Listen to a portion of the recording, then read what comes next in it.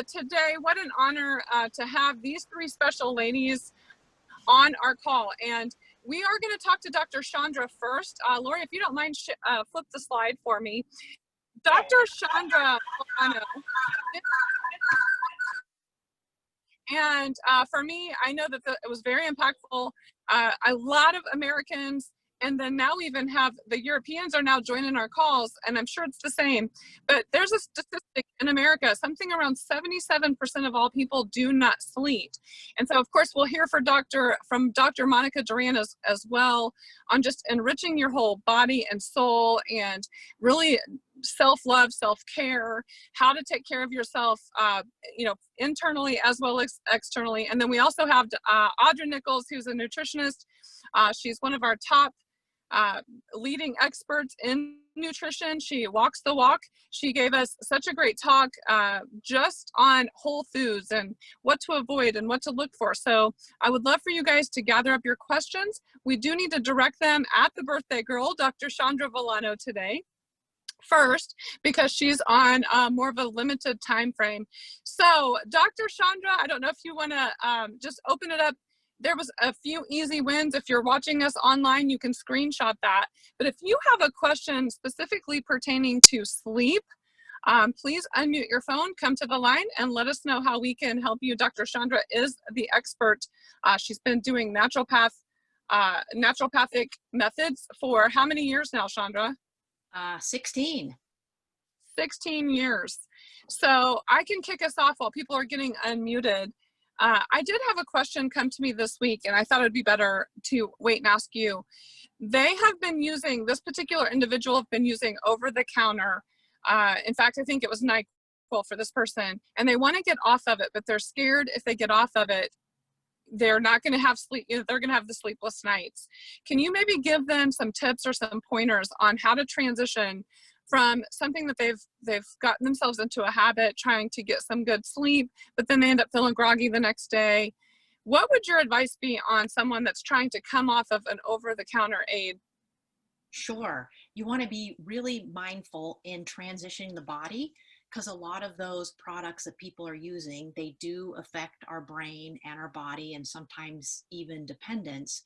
So some of the things we talked about last week would be, there are some botanicals and herbs that can be used, such as a chamomile tea, which is kind of calming and soothing to the nervous system. It can be mildly sedating, but not groggy causing in the morning. Using something like magnesium, maybe starting with, many times a common dosage might be somewhere around 100 to 200 milligrams. And magnesium's a mineral that runs about 300 different pathways in the body. And sometimes when we're using other synthetic over-the-counter or even prescription meds, many times they may in and of themselves cause vitamin or mineral deficiencies.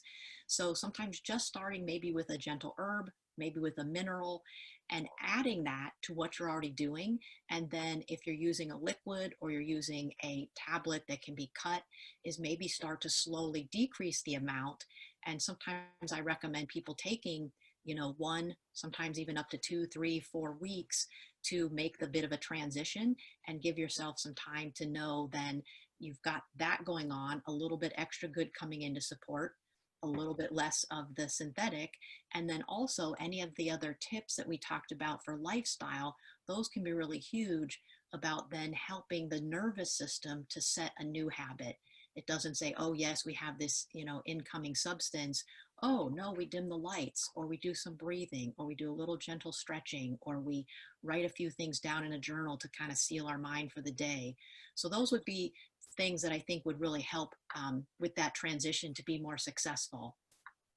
I have one secondary question, I guess, to that. And that you mentioned taking magnesium, and you can even take that in liquid form. How would you say that it's better to take that, especially if someone's having troubles sleeping? Would that be better to take at bedtime at night versus taking in the morning, or would it matter? Well, magnesium has a lot of far-reaching benefits, but specifically to help with sleep, taking it about, 20 or 30 minutes before bedtime, what magnesium does is it relaxes our skeletal muscles, which are the big muscles in our arms and legs and back. And so by helping those to relax, it can impart a feeling of, number one, the body feels better. Number two, having the body have the feeling it's time to go to sleep. In addition, if you take it at night, for some people that aren't sleeping well, the important processes that need to happen during the night, such as detoxification and digesting well, repairing of the GI system, may not happen, and some people may have trouble having a bowel movement in the morning. Magnesium also relaxes smooth muscle, which is our whole digestive tract, our small intestine and our large intestine. So sometimes when people are doing magnesium before bedtime, it makes it easier for them to have a bowel movement in the morning. And that just supports feeling better when you wake up, supporting the detoxification process, definitely helps if you're trying to lose weight. And all of those things help you breathe better at night. So it's kind of hand in hand. But yes, if people are specifically wanting sleep support, I think taking it about a half hour before bedtime is the best.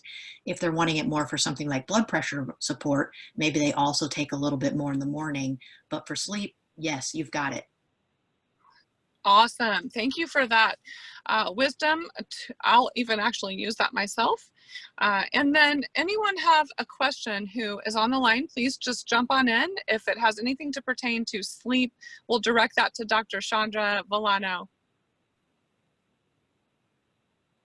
While we're waiting, if anybody's going to unmute, I will just give a nod, and Audra and Dr. Duran will probably wildly back this up, but even though magnesium is a mineral, it can come in really poorly absorbed forms. It's something that being able to get it in is really important. So magnesium fumarate or magnesium glycinate, those are just the second parts of those words are just names as far as what that mineral is bound to and how it gets into your body. And I find those to be way higher absorbed than something that might be a little less expensive, but very poorly absorbed, like magnesium oxide, which is very common. So the quality of what we're putting in, just like Audra talked about with the quality of our food, the quality of our dietary supplements, very important also. Fabulous. Thank you. Chandra, this is Pam. I have a question for somebody that's going to start on the Dream.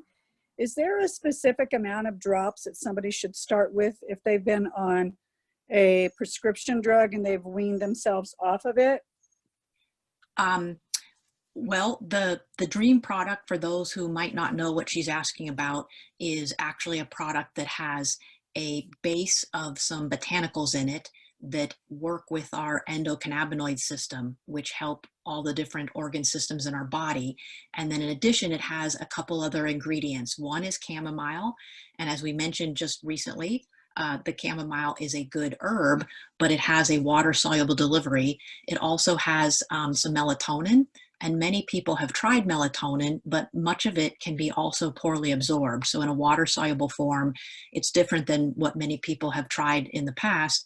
And then there's also some GABA, which is the abbreviation of a inhibitory neurotransmitter, meaning it's something that kind of takes the edge off, calms our nerves down. It can be good for calm, good for sleep. So if someone's trying this product, which is a liquid, which gets used in drops that you place under your tongue, if, like Pam's question, if someone's trying to transition, the dosing on the bottle is to take 1 ml, which in a liquid form, that is 20 drops. And I don't recommend anyone start there. I think for some people it can be overstimulating. So I kind of do one of two ways depending on the person. I will encourage someone to start at 0.5 ml, which is 10 drops, and then see how their sleep is for a night or two. If it's not perfect, I have them do less. Try 9 drops for a night or two. Try 8 drops for a night or two, and then taper down. And on average, and this is just in my experience with the product, is usually people are taking somewhere between 4 and 6 drops because it's wildly efficient in how it's absorbed. You don't need a lot. It's a little different than we think about with synthetics, where you may have to high power it through and take more. So the other way to do it is sometimes I'll have people take 1 drop for a night or two and see how they do. If it's not perfect, try a little bit more, a little bit more.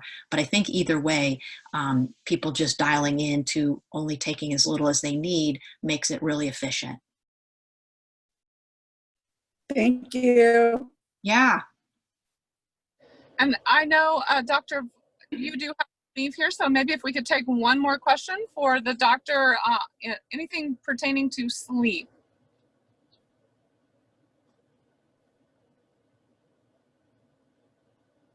All right. Well, this is Audra.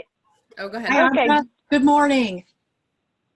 Hey, I'd like to ask you, because I know a lot of times we have a lot of people, they might fall asleep okay, you know, but a lot of people will find that they wake up somewhere around 2 or 3. Could you just add your findings and your thoughts to somebody who might be in that situation?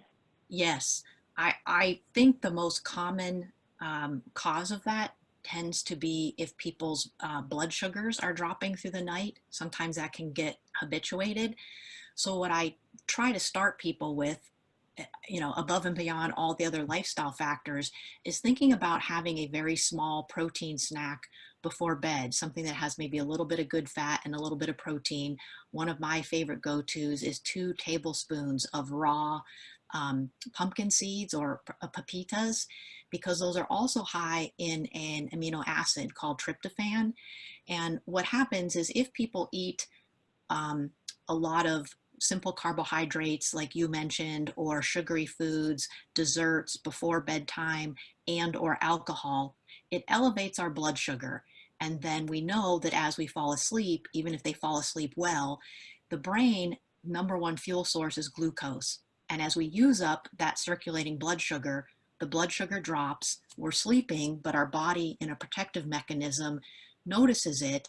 And what the body will do is it can give an extra squirt of cortisol.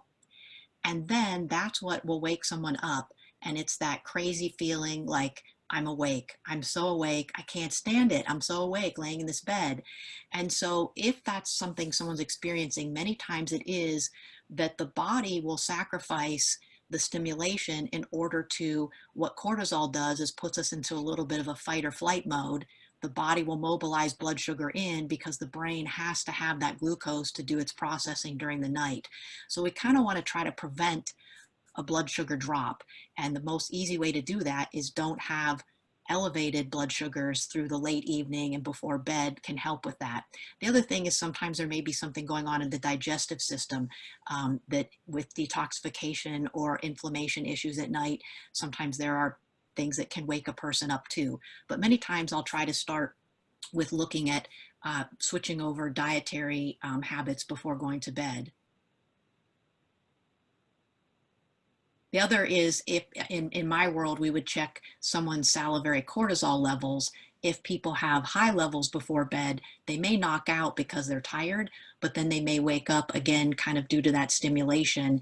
And so there are things that people want to do. And a lot of that is mind-body medicine to really lower their stress level, which helps those glands, those little potent glands on top of our kidneys, our adrenal glands that will respond to stress. And in the world right now, anything we can do to get some movement in every day, as all of us have discussed, and Dr. Duran, and to get some sunshine on your face and try to go to bed pleasantly tired, eat as balanced of a diet as you can, and especially being careful before bedtime will hopefully kind of help some of that. And then if you need deeper help, work with a practitioner that knows how to really look at cortisol and help you there. That is so phenomenal. Thank you so much, Dr. Chandra. And once again, thank you for joining us for this 6-week series. You have been such a huge asset to all of us. And I just want to say happy birthday one more time. And we will definitely be connecting soon. We'll see you on some of our next calls. Thank you so much, Doctor. And now we're going to swap over to Dr. Monica Duran. And she was one of our very first physicians in this whole endocannabinoid system, which brought us all together. Okay, but then we start learning more about health and how to take care of ourselves, especially finding that we're in the times that we're in. And so Dr. Duran, you did a phenomenal job. We're so grateful for you as well. If you have any questions in general over health, anything with the times that we're presently in, if you want to come to the line and please ask Dr. Duran a question, we'd love to have you. Dr. Duran, I'll start it out while they're trying to get unmuted. But one of the things on your easy win was to put a fresh fruit bowl out on the counter or some vegetables, easy to grab items, which has been a huge help in our family, if we have apples or bananas or some kind of a citrus fruit, and we have the ability, and we always try to do organic. I know that was one of Audra's big suggestions, but we love that, because instead of reaching for crackers or chips or something that's processed, having that easily available has been a huge help in our household. Anyone at all have a question? Or Dr. Duran, if you want to come to the line and just give a couple words, let's wait and see if anyone has a question. I have a question, Danny. This is Star.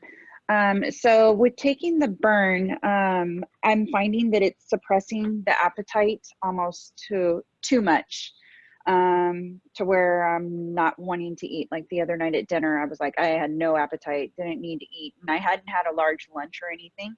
So I'm just wondering from the doctor, should I take a lower dosage, especially after listening to Dr. V and what she was just saying about the dream? I'm thinking maybe I'm taking too high of a dosage of the burn. And it would be good to cut that back and kind of go through that process of what Dr. V was just walking us through with the dream as far as dosage amounts. Would you agree? Absolutely. Well, thank you for your question. Well, you know, it's a very specific question. It has to be answered with the specifics of your situation. Praise for the problem, right? I guess a lot of people would love to be like you, right? Like it's suppressing too much of your appetite. One thing, going back to the physiology, really, I don't think you should worry too much about it. It doesn't sound like it's conflicting and it's creating a secondary problem with your health. If you don't have what it is, a hypoglycemia, because you're not eating as frequent as before, really should not be a major problem. So if this is allowing you to control your meals, to reduce portions, to make better choices, and to space out meals, there's nothing wrong with that. I mean, think about this idea of having 3 major meals throughout the day is socially created. It's not something that we had to follow to the T. And many times I don't eat dinner, as we call it, a dinner. And people in my family already know they don't. But at the beginning, it was an issue for some people. They did not understand why I did not want to eat dinner. And I said, I don't feel like I need to. So there's nothing wrong with that. And on the other token, if the burn is working so well for you, you definitely want to use the most effective dose. So reducing the dose and see what happens, I think is a very smart approach, and I will not stop you from doing that. Again, these are all supplements that are very safe and are going to work a little bit different in different people. So you just have to find out what is the best dose for you and what works the best. But I'm glad that it's working, and I'm glad that you can tell that it's suppressing your appetite. And again, it also had to do probably with the quality of the food, as Audra presented on her speech. She mentioned that every food has a glycemic index attached to, and that's very, very important for people to understand. And going back what Chandra was saying, certain food will peak that insulin surge and create that instant drop, or that sudden drop in insulin, triggering your hunger reflex, so to speak. So maybe it has to do because the quality of the food that you're ingesting are probably better. You're eating something that is not gonna cause that major spike of insulin and also that major drop of insulin, which is the ideal. So I congratulate you for what you're doing. It seems that it's working, and go ahead, modify the dose of the burn and see how it works for you. And I'm glad it's working so well. Yeah, I eat vegan raw diet, so that's probably why I'm feeling such strong results. Thank But you. don't feel like you have to follow, Okay. you know, Okay. these, breakfast, lunch, and dinner. And that's something created over the years. And just listen to your body, follow your body.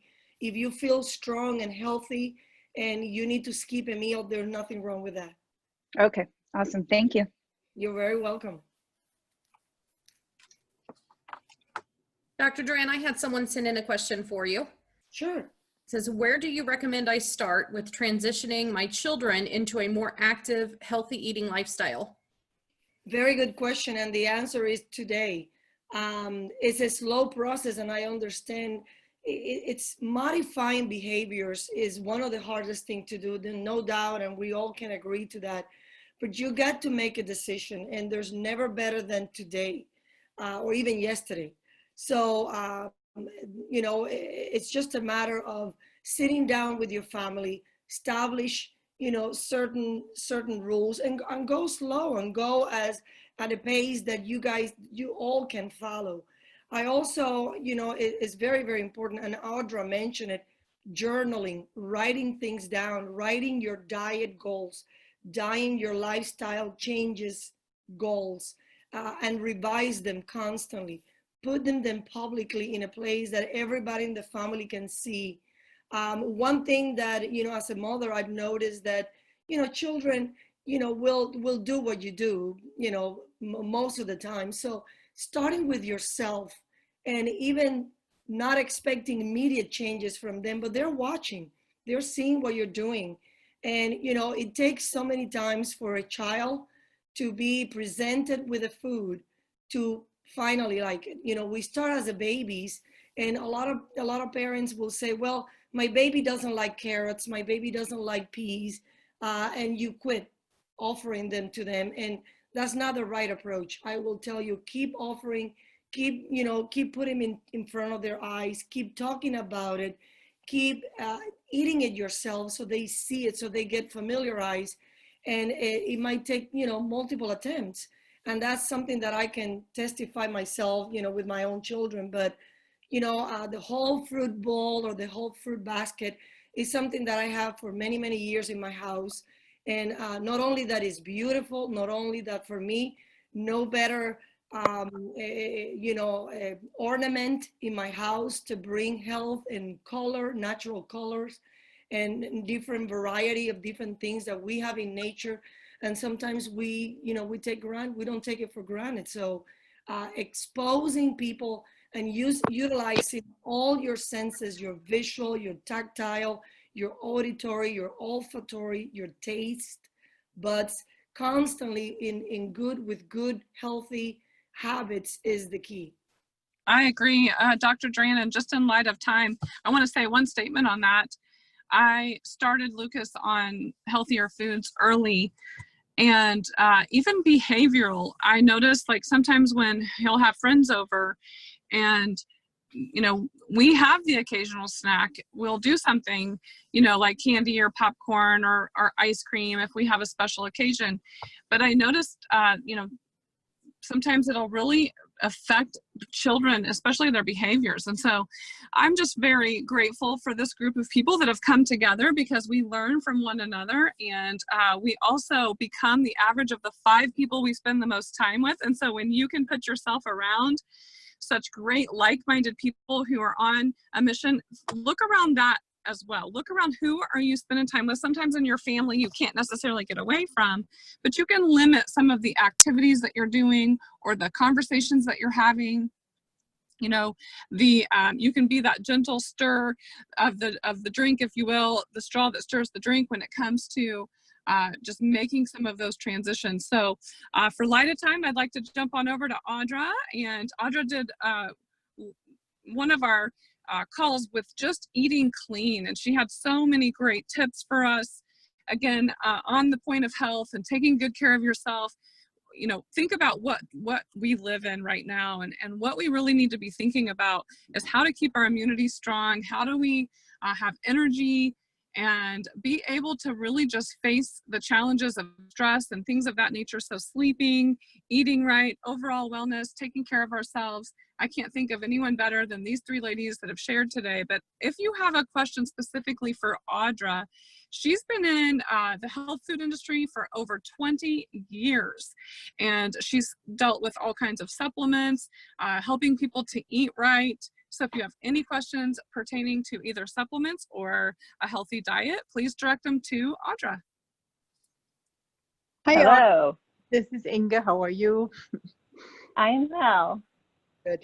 Hey, I had a question. You mentioned a liquid magnesium supplement. Is there a particular one that you would recommend? There's different ones. Trace Mineral Research Laboratories has a very nice liquid magnesium. very bioavailable, but it's Trace Mineral Research is the brand. And so they have a very nice one. You know, and Dr. Chandra mentioned magnesium glycinate and magnesium fumarate, which I don't believe I know of a liquid one in those forms, but I have used Trace Mineral Research. They're magnesium, and they have 2 different forms in liquid, and they're wonderful. Great. They're very, very clean. Thank you. I just want to jump in since we're still on that question. Audra, can you take too much magnesium? Absolutely, and you will know it. I don't know. I don't know if you guys have ever experimented with magnesium. When you take too much, your body, you'll have loose stools. Like Dr. Chandra said, you know, it kind of loosens, or, you know, some of the different magnesiums will actually draw fluid into the intestines too. So you'll see some extra bowel movement. So I tell people, if you've taken too much, you'll have loose stools, you know, so take less the next day. And I have some people who are so sensitive that will have to go to a magnesium lotion or a magnesium oil that you put on topically, because we do know that our skin is very, things can pass through the skin, and so it can get into your system that way too. Great, and I think someone else was trying to jump in with a question. Hi, it's Mindy. Yes. I do take magnesium, and I've taken it for a little while, but have noticed that I have trouble not getting up in the morning. I'm just groggier in the morning. It's hard for me to get going. Could I be I take Dream as well, and I sleep like a baby. I just have a hard time getting going in the morning. Could that be too much magnesium? I don't usually see magnesium having that side effect. I do know that maybe some people who take too much Dream might, because of that melatonin that's in there. So kind of play with that drops, just like you heard Dr. Chandra say, you know, with Dream, I find less is more. You know, and I think she said on average, most of her clients are taking 4 or 5 drops, which is a quarter of a dropper's full. So, you know, just gauge what you're doing, you know, and our bodies change, their needs will change over time too, you know, so maybe you're actually, you know, getting in bed earlier or later, or maybe there's more stress going on right now, you know, which would cause our changes, the needs and our changes for our bodies too. And a follow-up to that, what do you recommend as a routine in the morning, maybe to help that? Well, a lot of us like edge, you know, so something with nootropics would be an option. But, you know, getting up, drinking that lemon water first thing, because it's going to flush the liver, give us a little bit of just a flushing sensation. If we do need something for energy, you know, I'm not a huge fan of most things with caffeine, just simply because they dehydrate us, you know. But if you like the edge, which for some of you that may not know, it's one of our supplements that has nootropics, which passes that blood-brain barrier. So it's really very good for, you know, waking up those neurons in that brain. And then maybe try your ultrasound, maybe a little bit of CBG, you know, in the morning too. So, but that's going to give you the energy. Some people like to do the intermittent fasting. And if you do that and you do a little bit of an organic coffee with an MCT oil, that can give your brain some energy also. Thanks, Audra. You're welcome. But there's a lot of adaptogen herbs we can take first thing in the morning. And you know, a lot of us understand the word adaptogen, and hemp is one of our beautiful adaptogen herbs, but there's a lot of other adaptogen herbs that we can do. And certain forms of ginseng in the morning are adaptogenic and more beneficial for certain forms of ginseng are more beneficial for women than men. But they're also adaptogenic herbs too. I had someone send in a question for Audra. This is in regards to organic. So this person doesn't, the options of organic produce are kind of limited where they are. And so they're saying, is there any way to clean non-organic fruits and vegetables to make them safer to eat? Yes, there are things that we can clean our vegetables with. I do buy some different vegetable cleaners. I've seen some people make their own homemade recipes, but you have to understand, and we'll just use you know, every plant though, like if they're not organically growing, the farmers are not only using chemicals in the land. So as the plant, the seed is growing, those pesticides and herbicides are actually part of, you know, so yes, we can rinse off things that might have been sprayed upon the apples, right? So we could probably wash that a little bit, but we have to understand a lot of those softer tissue vegetables and fruits, it's going to penetrate into the vegetable or fruit. So yes, it's always better to always wash. And I do use a particular veggie wash that I carry at my store, and you're going to find multiple ones out there. I think I've seen where some people have their own little remedies where they're adding either like a hydrogen peroxide or some kind of thing in water just to kind of clean off the top. So yes, you can always do that, but realistically, the reason why certain ones are on the dirty dozen and certain ones are on the cleaner options is just simply because how easy is it for those toxins to get into those fruits and vegetables. So I just tell people, like, let's see what you can get. And sometimes whenever, and especially when I was working with my dad, I'm like, he's like, well, I don't even know what to do with this fruit or vegetable that's organic. I'm like, okay, well, buy it and then look it up on Pinterest, right? And find recipes. You're going to make some things that you don't necessarily care for. And then other days you're going to make something and it's going to be your new most favorite dish that you've ever made. I would agree with that. And I want to jump on that as well, because we, lifestyle changes, and like she said, try new things at different times. There were a season where we actually went vegan for a whole year. And I was so scared because I thought, oh my gosh, I'm not a big vegetable person. But when you start mixing herbs and spices and looking up recipes and actually making it fun, I was pleasantly surprised at how full I felt, how it was actually really tasty. And then one of the things that I really started to notice was my skin looked better from eating more clean and organic and things. So sometimes it's just that transition. At first you're a little scared because you're not used to it, but when you start making it fun, it's amazing how much better. Now, I didn't stay vegan, but I do know that plant-based diets are really good, and I try to get as much of that in as we can. You know, and everyone's different with what their preferred method. Because you've been such a huge help with that. Do we have any other questions for Audra? Anything to do with nutraceuticals? Any kind of food-related question? And we'll take one more question just for time, and then I think we'll wrap up on this awesome 6 weeks to summer challenge. Well, Danielle, I will touch the one lady who asked about the immune system. You know, just clean eating for the immune system, you know, because with the mother-in-law with having some issues, right? And again, we use the word adaptogen herbs. Adaptogen herbs are incredible, you know, for balancing a person's system, you know, so look up, you know, the word adaptogen herbs, and those things are going to be wonderful for you. But the cleaner your diet is, you know, the less genetically modified foods you're putting in, and the less chemicals, the less communication errors you're going to have in your body. You know, because again, we're just incredible beings, right? We're made perfectly. And because of the stuff that we're consuming, it's causing communication errors in our body. So again, I wanted to just add that just by even implementing the things that Dr. Duran, but Chandra, myself, you know, clean eating, you know, getting away from all the chemicals and the actually excitotoxins. You know, because so many of us have those in our diet, we don't even realize it. It will help those communication systems so a person's immune system can actually start working the way it's supposed to, or at least giving it tools so that it's not being insulted as much.